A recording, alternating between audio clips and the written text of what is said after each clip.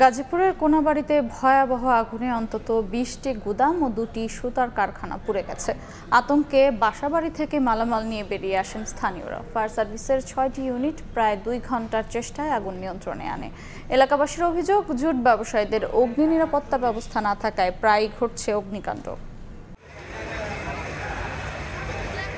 দাউ দাউ করে জ্বলছে আগুন, পুড়ছে একের পর এক ঝুট কাপড়ের গুদাম।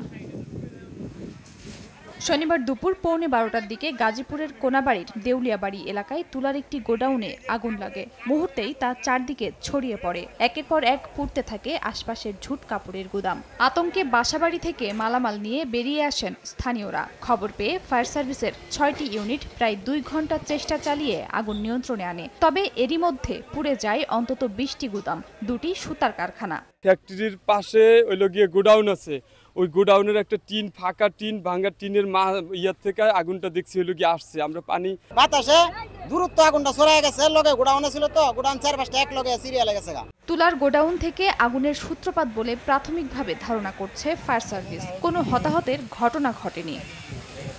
এলাকাবাসীর অভিযোগ, ঝুট ব্যবসায়ীদের অগ্নি নিরাপত্তা ব্যবস্থা না থাকায় প্রায়ই কোনাবাড়ি এলাকায় অগ্নিকাণ্ড ঘটে। এতে দ্রুত ব্যবস্থা নেয়ার দাবি তাদের। সময় সংবাদ, গাজীপুর।